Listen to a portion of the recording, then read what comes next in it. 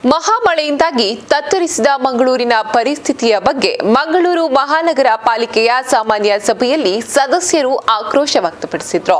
ಮಂಗಳೂರು ಮಹಾಮಳೆಯಲ್ಲಿ ತತ್ತರಿಸಿದ ನಂತರ ರಾಜಕಾಲುವೆ ಒತ್ತುವರಿ ತೆರವು ಕಾರ್ಯಾಚರಣೆ ಆರಂಭಿಸಿ ಸ್ಥಗಿತಗೊಳಿಸಲಾಗಿರುವುದಕ್ಕೆ ಆಡಳಿತ ಮತ್ತು ವಿಪಕ್ಷ ಸದಸ್ಯರು ಆಕ್ರೋಶ ವ್ಯಕ್ತಪಡಿಸಿದರು. ಮೇ 29ರಂದು ಸುರಿದ ಮಳೆಗೆ ಮಂಗಳೂರು ನಗರವೇ ತತ್ತರಿಸಿ ಹೋಗಿತ್ತು.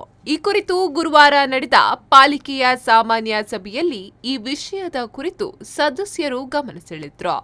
ನಗರ ಪಾಲಿಕೆಯು ಒಳಚರಂಡಿಯನ್ನು ವೈಜ್ಞಾನಿಕವಾಗಿ ಸುವ್ಯವಸ್ಥೆಗೊಳಿಸುವ ಕಾರ್ಯ ಮಾಡಬೇಕೆಂಬ ಒತ್ತಾಯ ಕೇಳಿಬಂತು.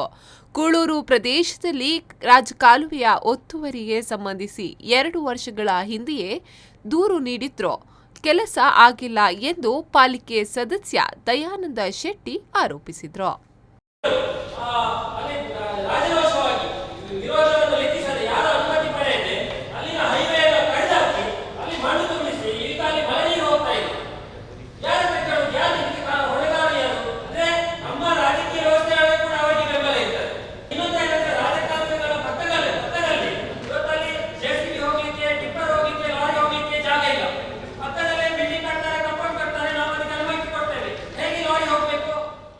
ಇನ್ನು ಮಳೆ ಹಾನಿ ಹಾಗೂ ರಾಜಕಾಲುವೆ ಒತ್ತುವರಿ ಸಮೀಕ್ಷೆಗೆ ಸಂಬಂಧಿಸಿ ಜಿಲ್ಲಾಧಿಕಾರಿ ರಚಿಸಿರುವ ಸಮಿತಿ ವರದಿ ಕುರಿತು ಸಭೆಯಲ್ಲಿ ಸದಸ್ಯರು ಪ್ರಶ್ನಿಸಿದರು.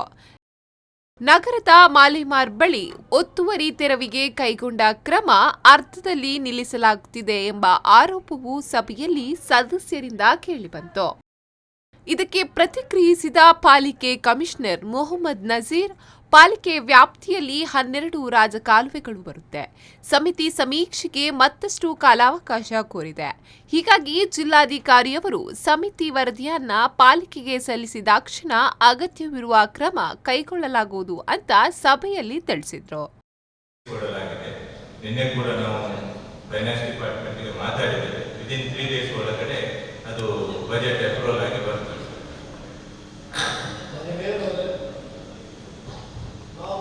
ಇನ್ನು ಮಹಾನಗರ ಪಾಲಿಕೆ ವ್ಯಾಪ್ತಿಯಲ್ಲಿ ಮೇ 29ರಂದು ಸುರಿದ ಭಾರೀ ಮಳೆಯಿಂದಾಗಿ ನಗರ ಪಾಲಿಕೆ ವ್ಯಾಪ್ತಿಯಲ್ಲಿ ಅಪಾರ ಆಸ್ತಿ ಪಾಸ್ತಿಗಳಿಗೆ ತೊಂದರೆಯಾಗಿದೆ.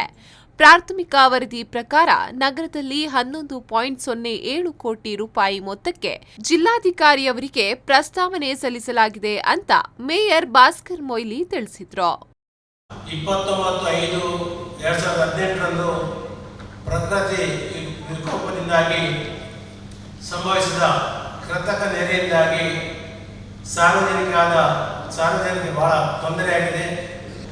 ಭಾರೀ ಪ್ರಮಾಣದ ಮಳೆಯಿಂದ ವ್ಯಾಪ್ತಿಯಲ್ಲಿ ಹಾನಿಗೊಳಗಾದ ಆಸ್ತಿಗಳಿಗೆ ಸಂಬಂಧಿಸಿ ನಾವು ಪ್ರಾಥಮಿಕ ವರದಿಯನ್ನು ತಯಾರಿಸಿ ರೂಪಾಯಿ 11.07 ಕೋಟಿ ಮೊತ್ತಕ್ಕೆ ಪ್ರಸ್ತಾವನೆಯನ್ನು ತಯಾರಿಸಿ ಜಿಲ್ಲಾಧಿಕಾರಿಯವರಿಗೆ ಕಳುಹಿಸಿದ್ದೇವೆ. ಸಭೆಯಲ್ಲಿ ಶಾಸಕರಾದ ಡಿ ವೇದವ್ಯಾಸ್ ಕಾಮತ್, ಭರತ್ ಶೆಟ್ಟಿ ಹಾಗೂ ಸ್ಥಾಯಿ ಸಮಿತಿ ಅಧ್ಯಕ್ಷರು ಭಾಗವಹಿಸಿದ್ರು. ಕ್ಯಾಮರಾಮನ್ ಶರತ್ ಜೊತೆ ನಾಗೇಶ್, ವಿ4 ನ್ಯೂಸ್ 24/7 ಮಂಗಳೂರು.